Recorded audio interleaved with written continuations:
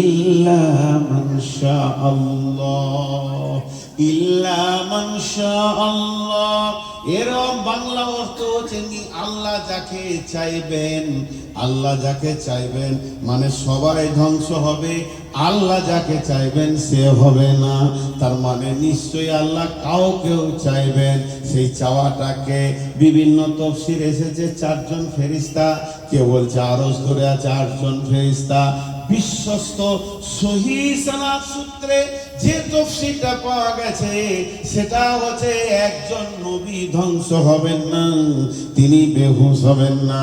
সেই নবীটার নাম হলো নবী মূসা আলাইহিস সালাম। আল্লাহর আরশের পায়া ধরে দাঁড়িয়ে থাকবেন।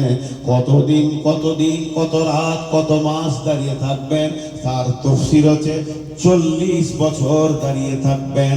অর্থাৎ কবরে সব থেকে কম সময় যে শুবে 40 বছর। পৃথিবীতে দিন ধ্বংস হবে, আপনি আমি মাটির নিচে কতদিন থাকবো নীরব ভাবে। পৃথিবীটা শূন্য অবস্থায় থাকবে, কোনো প্রাণী অক্সিজেন থাকবে না, চাঁদ উঠবে না, সূর্য উঠবে না, ডুববে না, দিবারাত্রি হবে না। 40টা বছর পার হবে। সুম্মা নুফিকা উখরা সুম্মা নুফিকা ফীহি উখরা। এরপর আল্লাহ দ্বিতীয় সূরের কথা বলছেন, যখন দ্বিতীয় সূর শুরু হবে ফাইদা হুম কিয়ামুন ইয়ানজুরুন।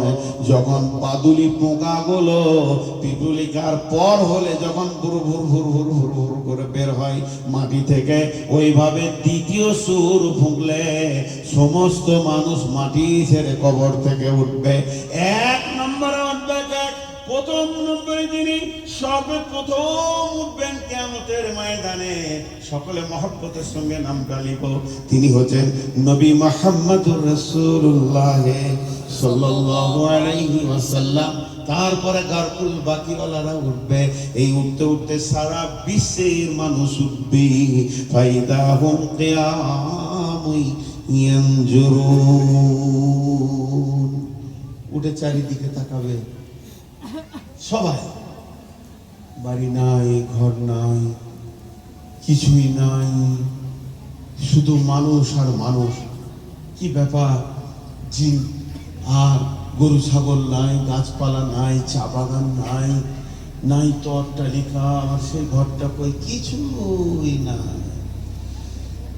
চারিদিকে তাকাবে, এখন আওয়াজ শুরু হয়ে যাবে। আওয়াজ কিয়ামতের মাঠে মাঝে মাঝে এলান হবে, মাঝে মাঝে আওয়াজ আসবে। এই আওয়াজটা যখন আল্লাহ মারবে তখন আর একটা বাচ্চা পাগল খ্যাপা কম বুদ্ধি মাটির নিচে থাকবে না, সবাই উঠে দাঁড়িয়ে যাবে আর এক জায়গায় জমা হয়ে যাবে। রশিতে মাঝে কোনো মাল রেখে রশিতে যখন টান দিলে সবগুলো জমা হয়ে যায়, ওরকম মানুষ জমা হয়ে যাবে। আর জমা যখন হয়ে যাবে আল্লাহ তখন জোরে এবার চিৎকার মারবে, এলান করবে, বিসমিল্লাহির রহমানির রহিম, ওয়ান্তাসুল ইয়াওমা আইয়ুহাল মুজরিমুন।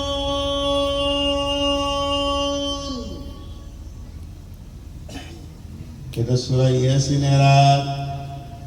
একজন বড় আল্লাহর ওলি ফজরের নামাজের সময় কোন ধ্যানে ছিল জানি না, তিনি ধ্যানের সঙ্গে সূরা ইয়াসিন পড়তে পড়তে যখন এই আয়াতটা এসেছে বেহুশ হয়ে পড়ে গেছে। ওয়ামতাজুল ইয়াওমা আইয়ুহাল মুজরিমুন। আল্লাহ বলতে চাইছে হাসরবাসী,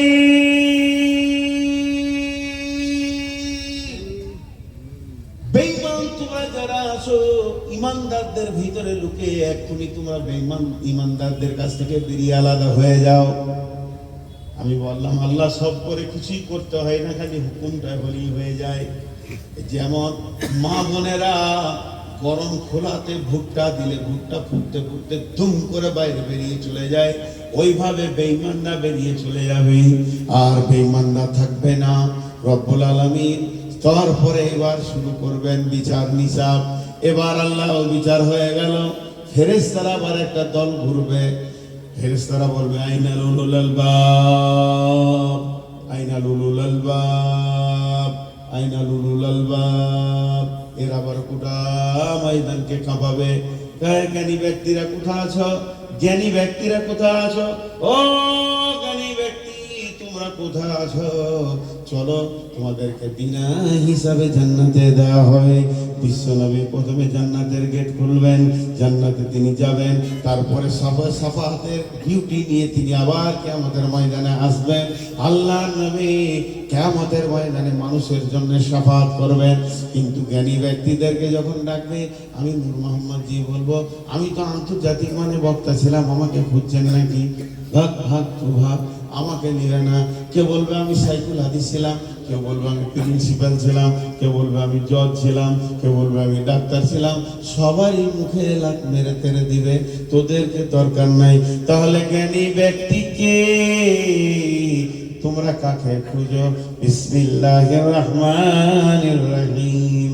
আল্লাযীনা ইয়াযকুরুনাল্লাহা কিয়ামান ওয়া কুউদান ওয়া আলা জুনুবিহিম ويتفكرون في خلق السماوات والأرض واختلاف الليل والنهار والليل ربنا ما خلقت هذا باطلا سبحانك فقنا عذاب النار।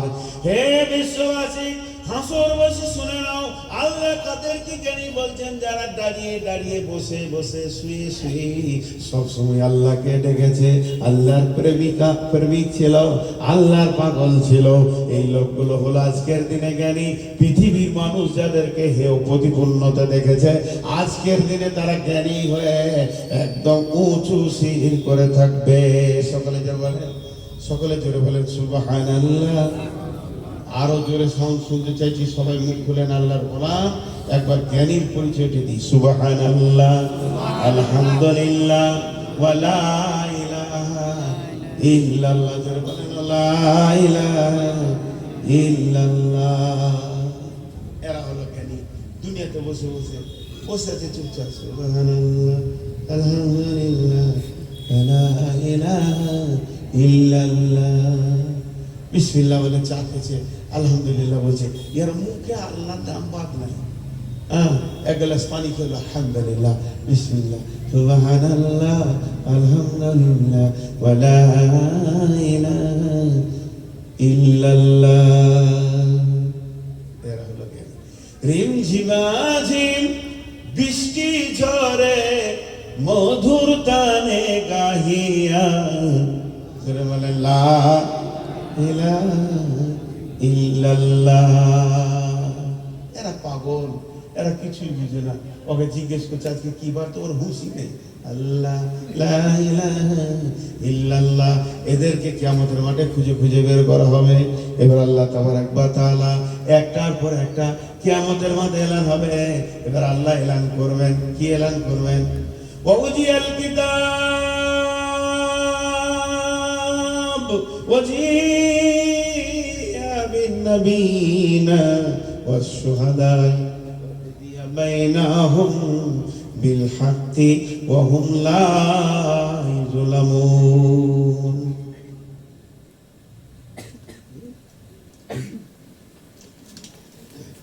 কলম নিয়ে বসে আছে, খালি টাকা খুঁজছে।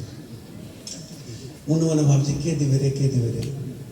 বায়না মন নেই, দিলেই লাগবে। আল্লাহ আমাদের সকলকে মাফ করুন, আমিন বলেন না? এত বড় দোয়া দিলাম। আল্লাহ আমাদের সকলকে হাসরের মাঝে মাফ করুন। আমরা হিসাব চাই না, আল্লাহর দয়া চাই। আল্লাহ দয়া করুন। আল্লাহ আমাদের সকলকে জান্নাতের মেহমান বানান। আল্লাহ আমাদেরকে জান্নাতের মধ্যে কাকে দেবে? আমাদের কি দেবে? মাফ করে দেবে ভাই, কোনো টেনশন নেই। তবে বড় বড় গুনাহ করিয়েন না, শিরক করিয়েন না, এগুলো তো তওবা করেন। অনেক আল্লাহ আমাদেরকে মাফ করুন। যে আয়াত আমি পড়লাম, এই আয়াত আল্লাহ এলান করুন, হাসরবাসী তোমাদের আমলনামা রেডি হয়ে গেছে। যতগুলো লোক আছে এখানে, কি এটা ইস্তাহার, তোমরা যতজন এসে ইস্তাহার বাহার কত রে? মনে হচ্ছে এই জেলা কি জলসা করবো ওখানে। যতজন আমার নাম ধরে এখানে ভুল লেগে মুহাম্মদ ময় আকার দ হবে। এই হাসরবাসী তোমাদের আমলনামা রেডি। আল্লাহ বলছে চলে এসো, নিজের নিজের আমল নামা নিয়ে নাও আর নিজের নিজের রাস্তা ধরে নাও। কিন্তু কিন্তু আমল নামা যখন নিতে আসবে তখন দুইটি জিনিস সঙ্গে নিয়ে আসবে।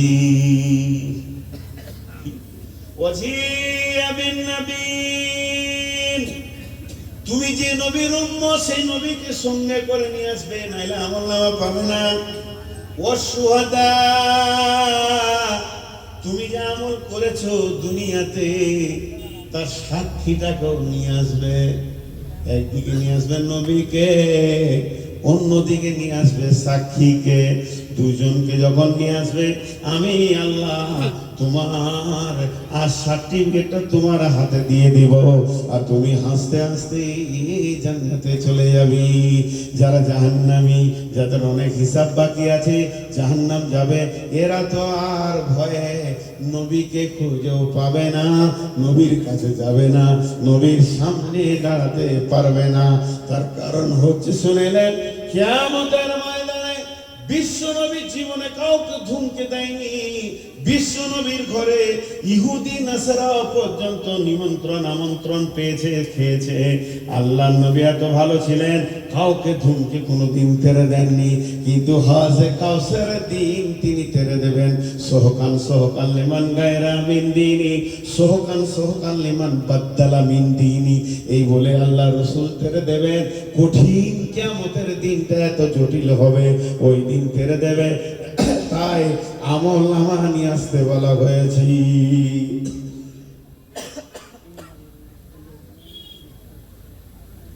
কোলাপসিবল গেট দেখেছেন? হাদিসটা মুসলিম শরীফে আছে।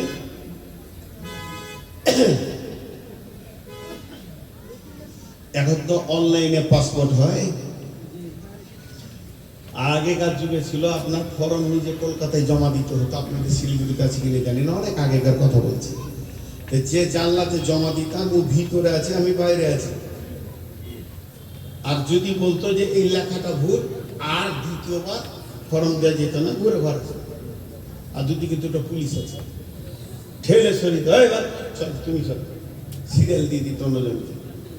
ঠিক কিয়ামতের মাঠে যখন আল্লাহ রাসূল হাউজে কাউসারের পানি খাওয়াবে, ইন্না আতাইনাকাল কাউসার ফাসাল্লি লিরাব্বিকা ওয়ানহার ইন্না শানিয়াকা হুয়াল আবতার, পানি খাওয়াবেন, তখন কাফের, বেঈমান, বেনামাজি, বেহায়া, বেলিল্লাহ, মুখে দাড়ি নাই, রসুলের সুন্নত নাই, তার জিন্দেগিতে টাকুনো নিচে কাপড় ছিল, লম্বা লম্বা চুল ছিল, রসুলের কেমন চুল ও চিন্তা করেনি, আর রসুল কেমন করে করতেন, এক কথায় সুন্নতের কোনো চিন্তা ছিল না। ওই লোকটা যখন পানি খেতে যাবে তো আল্লাহ রসুল এই ভাষাটা বলবেন, সোহকান সোহকান লেমান গাইয়েরা মিন দিনী। আরেকটা হাদিসে আছে সোহকান সোহকান লেমান বাদদালা মিন দিনী। এর মানে হচ্ছে দূর হয়ে যা, দূর হয়ে যা, তুই আমার দিনকে বদলিয়ে দিয়েছিস, তুই আমার উম্মতের মধ্যে নয়, তোর ভিতরে আমার উম্মতের কিছু পাওয়া যাচ্ছে না, এই বলে তেরে দেবে। তাহলে ওই লোক আর রসুলকে পাবে আল্লাহর কাছে নিয়ে যাওয়ার জন্য। কিন্তু যে লোকটা জান্নাতি হবে, আল্লাহ যাকে জান্নাতি বানাবেন, মুমিন লোক, মুত্তাকি লোক, এই মুমিন মুত্তাকি যারা জান্নাতি হবে, আল্লাহর কাছে গিয়ে বলবে, রব্বি, হে আমার রব, আমার আমলনামা আমাকে দিয়ে দে। আল্লাহ বলবে, গোলাম তুমি কি শুনুনি যে আমি কোরআনে বলেছি, বা এখন আমি বলছি যে নবীকে সঙ্গে করে নিয়ে এসো আর আমলনামা নিয়ে তোমার সাক্ষী নিয়ে এসো। তখন ওই লোক বলবে, আল্লাহ, আপনি আল্লাহ, আপনি আগে জানেন, পিছে জানেন, আঁধারে জানেন, আলোতে জানেন, গোপনে জানেন, প্রকাশ্যে জানেন, আপনার চোখের ভিতর কুদরত রয়েছে। একবার আমার বডির দিকে তাকিয়ে দেখেন, আমি কি আপনার নবীকে সঙ্গে আনতে পেরেছি?